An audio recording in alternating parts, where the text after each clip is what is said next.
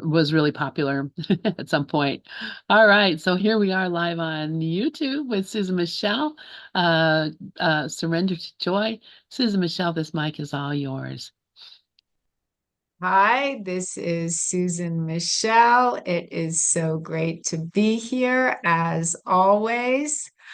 I am the author of Surrender to Joy, From Suicide to Serenity. I teach the transformational truth of A Course in Miracles, which we are all here to study, to learn, to embody the knowledge of. And when I can live in accordance with the truth as I know it, I feel the peace, love, joy, and happiness of God.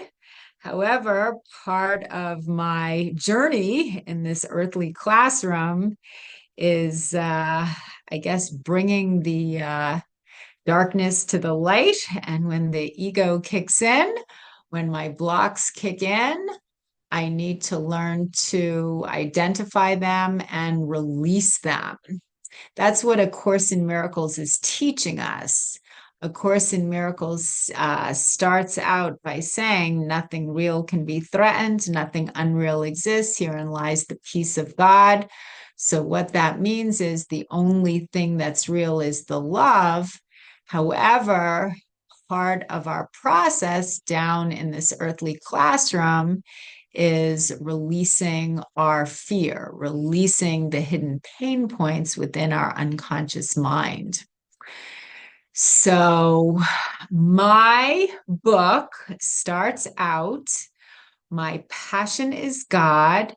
God is love and joy and beauty. He is all that is good in the world. Everything else is our own miscreation.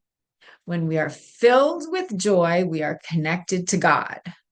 When we are not joyful, we have lost our connection to all that is real. This is my message.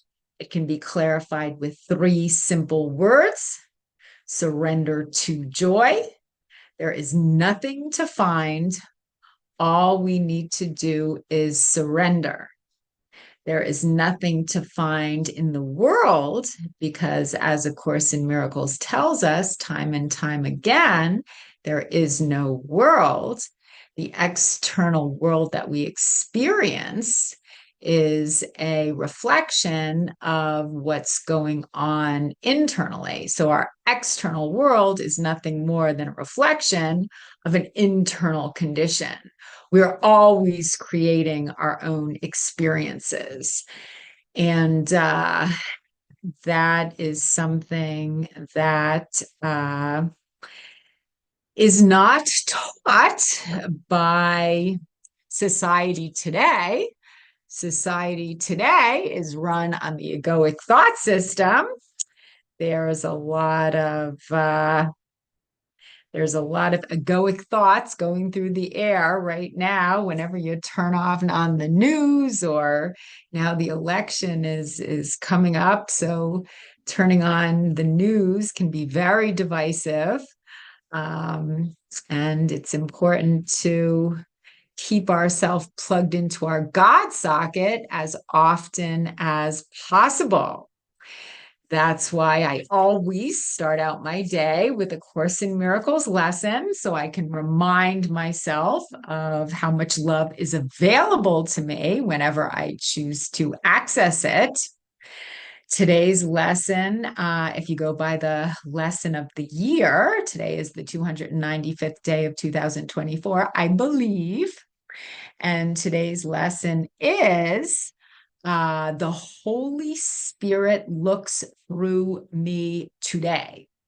Now, I strongly believe if you fully embody any of the lessons, you can you can really reach an enlightened, awakened state.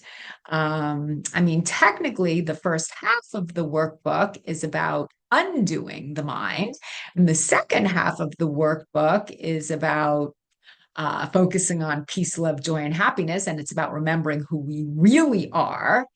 And Jesus writes in lesson 295, the Holy Spirit looks through me today. So the Holy Spirit is the power of love in my mind. And when we can see the world from a place of compassion and love, it's just a very joyful state to reside in. It's a very joyful way of seeing the world. It's simple. The truth is very simple. It's just not easy because the world is still run on the egoic thought system. And it requires discipline to come from a place of love as often as possible. It definitely requires discipline. And lesson 295 states, Christ asks that he may use my eyes today and thus redeem the world. So Christ is asking me to use my sight to see the world from a place of compassion and love. And this is how he will redeem the world. I mean, Christ can work through any of us when we surrender our will with a small w to his will with a capital W. He can use any of us. And then he writes here, he asks this gift that he may offer peace of mind to me and take away all terror and all pain. So when I am coming from a fearful state of mind, I'm siding with my ego.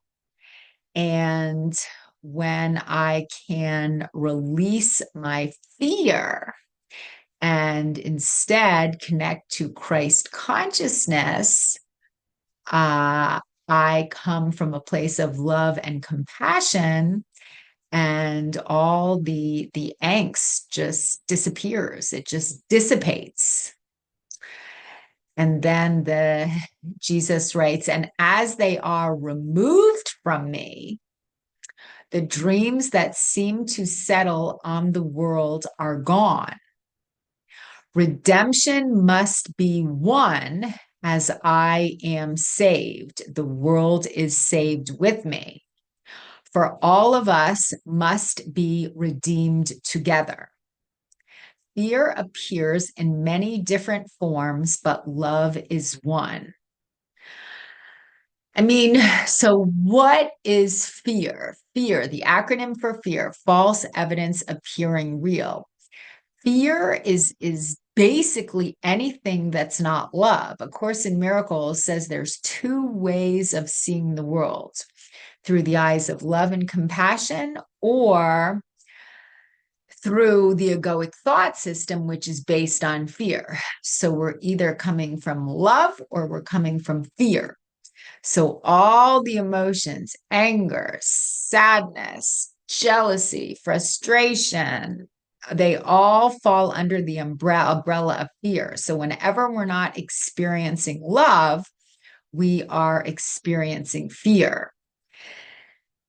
So for me, I definitely have a tendency to vacillate throughout the day, and I need to really focus on love just more and more often so I can remember who I really am. And it's always available to me when I choose to tap into it. And then the next paragraph says, my Father Christ has asked a gift of me, and one I give that it be given me. Help me to use the eyes of Christ today, and thus allow the Holy Spirit's love to bless all things which I may look upon, that his forgiving love may rest on me. So that love is available to us at each and every moment whenever we discipline our mind to focus on the love. And I am reflecting on my week, and one big example that was very gratifying. That's a good word to use. That is very gratifying. Was on Saturday.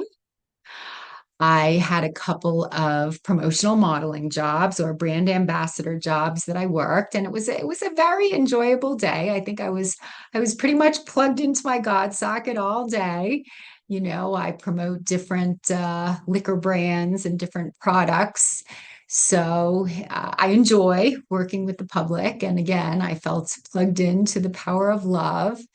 And at the second store that I worked at, I was promoting a certain product. It wasn't a liquor product. It was a health product.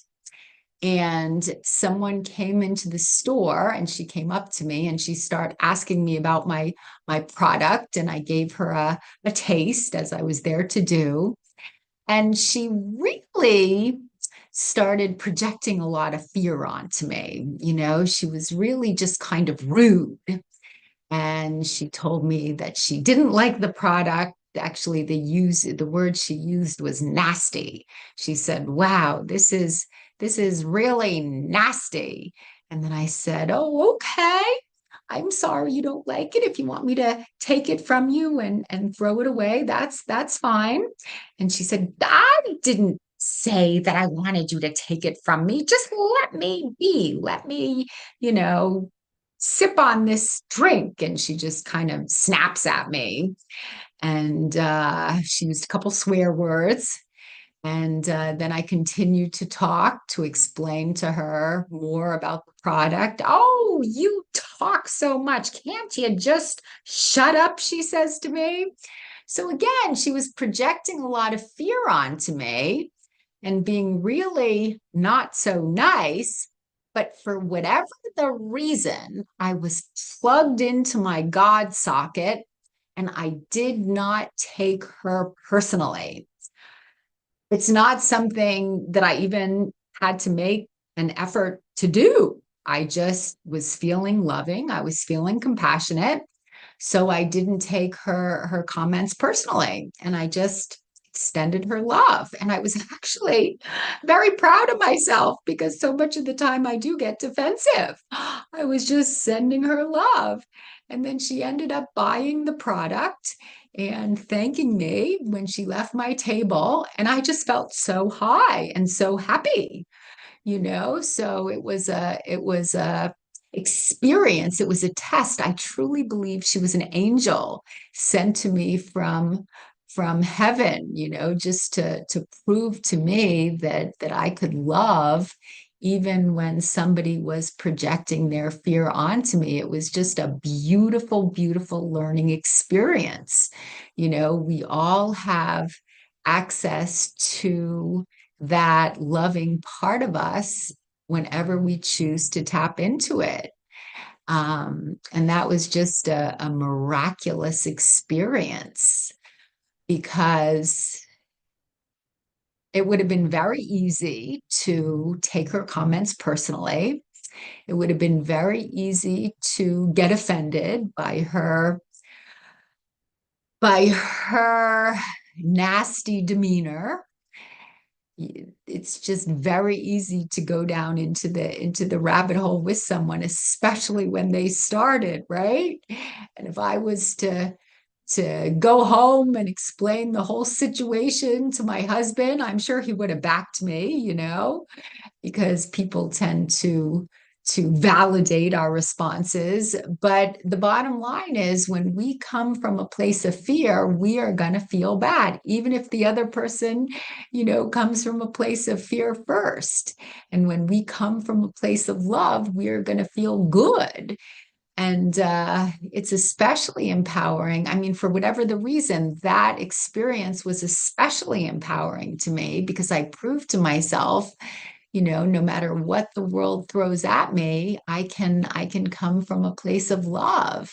And that's where my happiness lies. We all have access to that place. I mean, that's what Jesus did when he was alive in this world. No matter what fear was projected onto him, he came from a place of love. And that's what made him a role model for all of us.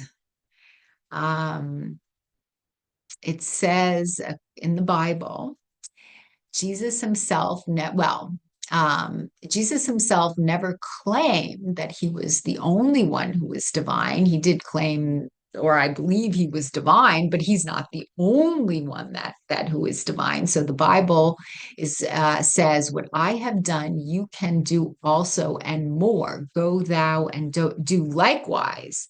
So we can do what Jesus did. For me, I'm not fully enlightened yet. I'm not fully awakened yet. When I can connect to Christ consciousness, as I did in that store, it just feels really great. And A Course in Miracles is teaching us that we have access to that state of mind whenever we choose to tap into it. I received an email this week from John Mundy, and I thought it was a very good email. I'm just looking on my phone for this email now, because the futility of the ego is the name of his email. And he writes about how you don't necessarily have to go into the ego and start analyzing the reason that the ego acts out the way it does. The only thing you really need to do is to forgive and to love. And that's the way you connect to the highest version of yourself. It's like that Bob Newhart podcast, or that Bob Newhart video, I should say, not podcast, video, the Bob Newhart video. Bob Newhart plays the role of a psychiatrist.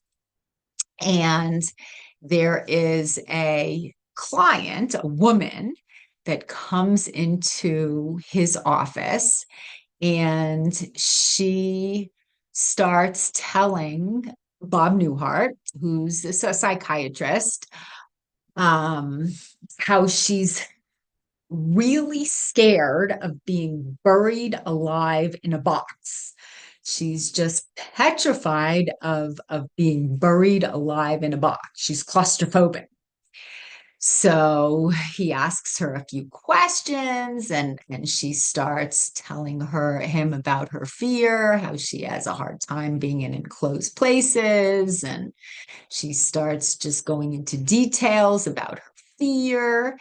And, most of the time when we go into therapy, we talk about why we're afraid, and we talk about details about our fear. And in this particular video, instead of going into too much of the analyzation process, Bob Newhart says to her, "Well, I just have 2 words for you." And she says, "Really?" He says, "Yes." And she says, "Oh, can I write them down?" And he says, "No need to write them down. You'll probably remember them. But if you want to write them down, that's fine too." And she says, "Okay." And then she's waiting with open ears, to hear his 2 words. And basically what he says to her is, "Stop it." He says, "Stop it." And it's very powerful how, when our ego kicks in, we don't necessarily have to analyze over and over and over why this happened. I guess for me, it helps to, I guess, own the feeling that comes up for me. I think that helps transform the pain. But if we go too into overly analyzing the ego, it's just keeping us down in the darkness. I think it's healing is about bringing the darkness to the light, but then really just letting it go. As Bob Newhart said in this video, stop it. We don't need to allow our ego to take over our life. We can just stop it and let it go and reconnect to the light, reconnect to the truth of who we are. So going back to my time in the liquor store when this nasty lady came to my table, I mean, I really just loved her so much. It was just such a beautiful moment for me to be able to return fear with love. That was very beautiful, and it was very empowering. I mean, that's what we are all here on this earthly plane to learn how to do, to come from love more and more often. So, yeah, that was just a beautiful, beautiful, transformational time. And and I think that was a place that I will try to connect to more often than not. I mean, when we go into the whole meaning of A Course in Miracles, A Course in Miracles is telling us that our natural state is one of love. So when we're coming from a place of love, we are coming from the truth of who we are. So A Course in Miracles cannot even really teach us the truth of who we are. A Course in Miracles can show us or teach us to become aware of the blocks to love. So when the blocks to love come up, we can choose to let them go. And I think what I'm going to do is I'm going to read over the introduction here. So the introduction says this is a course in miracles. It is a required course. Only the time you take it is voluntary. Free will does not mean that you can establish the curriculum. It means only that you can elect what you want to take at a given time. The course does not aim at teaching the meaning of love, for that is beyond what can be taught. It does aim, however, at removing the blocks to the awareness of love's presence, which is your natural inheritance. The opposite of love is fear, but what is all encompassing can have no opposite. And then it goes into the course can therefore be summed up very simply in this way. Nothing real can be threatened. Nothing unreal exists. Herein lies the peace of God. So what the course is telling us is that it cannot teach us the meaning of who we are, because we were created as a reflection of God. We were created in God's image. The only thing it can do is it can point out the blocks that come up. So when the blocks come up, we can identify them and release them. So then it goes on to talk about in chapter 1 the meaning of miracles. So, miracles are when we are extending God's love to our brother, when we are seeing the beauty and the Christ-like state in our brother. That is what a miracle is. So, at each and every moment, we're either extending God's love or projecting our fear. And when we extend God's love, we feel happy. When we project our fear, we feel unhappy. And the principle of miracles goes on to state there is no order of difficulty in miracles. One is not harder or bigger than another. They are all the same. All expressions of love are maximal. So, whenever we're coming from a place of love, we are connected to the truth of who we are.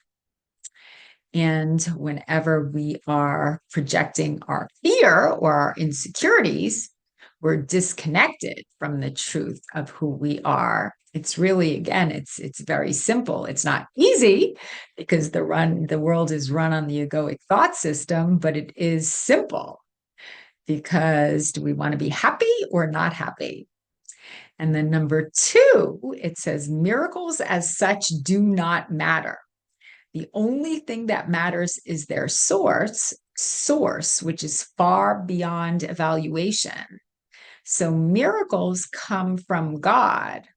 They come through us because we're the conduit when we're not blocking them, but they come from God. So we were meant to be miracle workers. We were meant to extend God's love to our brothers. That is our natural right, So the only thing we need to do is just not block them. Because if we just don't block them, we will automatically extend love to our brother at each and every moment. That's just the nature of how we were created. And then number 3 says miracles occur naturally as expressions of love. The real miracle is the love that inspires them. In this sense, everything that comes from love is a miracle. So, miracles are basically meant to work themselves through us throughout the day. And we are the conduits for these miracles. So this is what life is for. This is how we feel the peace, love, joy, and happiness of who we really are. And I am so grateful that A Course in Miracles is teaching me how to extend love as often as possible. And so to reread the text is just so empowering and so beautiful. And on that note, I think I am going to end my talk because I've been talking for about 30 minutes. And my partner, Myrna, will be with me here on Friday. She's not here today, but she'll be back with me on Friday.